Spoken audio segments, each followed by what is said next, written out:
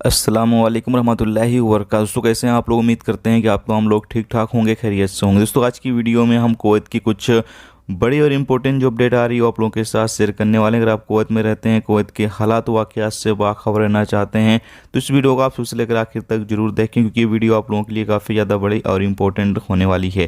दोस्तों पहली अपडेट ये है कि अगर आप कुवैत में मौजूद हैं और पैसा लगाना चाहते हैं रमज़ान के दौरान, तो बैंक की जो टाइमिंग है वो यहाँ पर बताई गई है कि सुबह 10 बजे से और दोपहर के 1:30 बजे तक जो बैंक है वो खुली रहेगी। इस दौरान आपको पैसे वगैरह भेजने हैं तो आप भेज सकते हैं, बाकी टाइम जो बैंक है वो बंद रहेगी। तो अगर आपको कुवैत से पैसे अपने देश भेजने हैं रमज़ान के दिन के दौरान, तो आप जो है वो सुबह 10 बजे से 1:30 बजे तक जो है वो जाकर पैसे वगैरह भेज सकते हैं। इसके साथ ही आगे बताया ये गया है कि रमज़ान के मुबारक महीने के दौरान जो कब्रस्तान है वो सुबह 10 बजे से और असर की नमाज तक जो है वो खुला रहेगा, यानी कि सुबह 10 बजे से असर की नमाज तक जो है वो लोगों को दफनाया जा सकता है रमज़ान के दौरान। इसके साथ ही आपको बता दें कि यहाँ पर एक अपडेट के मुताबिक बताया ये गया है कि कुवैत में मिनिस्ट्री ऑफ इंटीरियर का जो टीमें हैं वो लगातार चेकिंग कर रही है और ऐसे लोगों को गिरफ्तार कर रही है जो कि कुवैत में भीख मांगते हैं।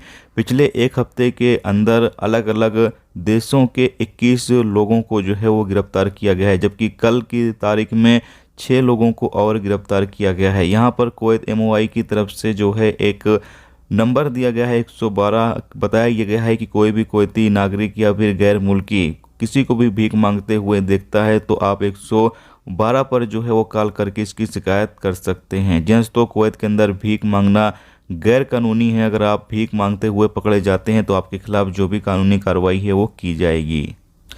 इसके साथ दोस्तों अगली अपडेट ये है कि कुवैत के नेशनल असेंबली में इस हवाले से मीटिंग की गई है कि कुवैत में जो गैर मुल्की रहते हैं उनके रहने के लिए अच्छा बंदोबस्त किया जाए, उनकी हेल्थ के लिए अच्छा इंतज़ाम किया जाए, जबकि जो उनकी नौकरी है वो सही स्टार्ट कर सकें। इस हवाले से पूरा बंदोबस्त जो है वो किया जाना चाहिए, यानी कि कुवैत के अंदर जो गैर मुल्की हैं उनके हवाले से जो है वो मीटिंग की जा रही है ताकि उनको अच्छी तरीके से हर तरह की जो फैसिलिटी है वो मिल सके।